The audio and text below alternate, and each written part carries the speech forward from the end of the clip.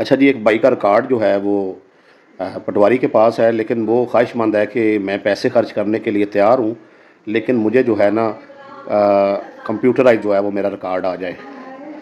और दूसरा एक भाई का ये कहना है कि भाई बात ये है कि हमारी वरासती जगह है, तो वरासती इंतकाल इस तरीके से हो कि हमारा रिकॉर्ड जो है वो कंप्यूटराइज आ जाए।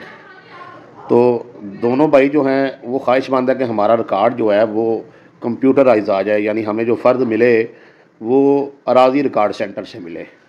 तो मोहतरम भाइयों, पहली बात तो ये है कि अगर किसी का रकबे का रिकॉर्ड जो है वो कंप्यूटराइज है तो उसमें उस बंदे का कोई अमल दखल नहीं है, ना ही उसने रिकॉर्ड को कंप्यूटराइज करवाने के लिए जो है वो कोई पैसे अदा किए हैं। और अगर किसी का रिकॉर्ड जो है वो पटवारी के पास है तो अ, उसका रिकॉर्ड भी अगर पटवारी के पास है तो इसमें भी उसका कोई अमल दखल नहीं है, और ना ही उसने भी कोई पैसे जो है वो पटवारी के पास अपने रिकॉर्ड को रखने के अदा किए हैं। ये कंप्यूटर सिस्टम जब आया है तो बहुत सारे मौज़ाजात को, बहुत सारी तहसीलों को, बहुत सारे अजला को जो है कंप्यूटराइज जो है वो कर दिया गया है।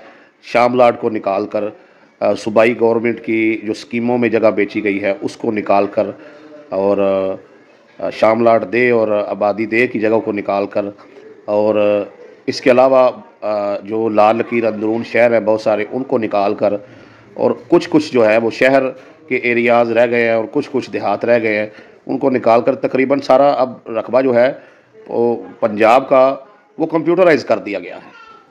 तो ये हुकूमत ने किया है, इसमें आवाम का कहीं पर भी कोई अमल दखल नहीं है। तो मोहतरम भाई, अगर आपका रकबा पटवारी के पास है तो सिर्फ आपका ही नहीं, आपके पूरे महल्ले का, आपके हो सकता है कि वो पूरे एरिए का, पूरे मौज़े का रकबा जो है वो जो है कंप्यूटराइज ना हो। तो जब होगा तो सबका हो जाएगा, इसके लिए पैसे देने की ज़रूरत नहीं है, और ना ही ये पैसे देने से काम होने वाला है। क्योंकि ऐसे तो नहीं हो सकता कि पूरा मौज़ा जो है वो पटवारी के पास हो और एक बंदे का रिकॉर्ड जो है वो अराज़ी रिकॉर्ड सेंटर में हो, तो ऐसा नहीं होगा। जब होगा तो आपका पूरा मौज़ा हो जाएगा। ठीक हो गया जी। हाँ, ये ज़रूर है कि जिन लोगों का रिकॉर्ड जो है वो कंप्यूटराइज है, बैकअप पर उनका रिकॉर्ड जो है वो उस हलके के पटवारी के पास आज भी मौजूद है। उनका जो रिकॉर्ड है वो आज भी जो है ज़िली सतह पर भी मौजूद है। ठीक हो गया जी। तो बात ये है अच्छा जी, ये तो हो गया एक सवाल का जवाब। अब आते हैं दूसरे सवाल की तरफ, कि दूसरा सवाल ये है कि हमारी विरासती जगह है तो उसकी रजिस्ट्री बनवा दें। तो भाई जिसने भी आपसे ये कहना है कि विरासती जगह की आपको रजिस्ट्री बनवा देता हूँ, तो उसने आपके साथ धोखा करना है, फ़्रॉड करना है।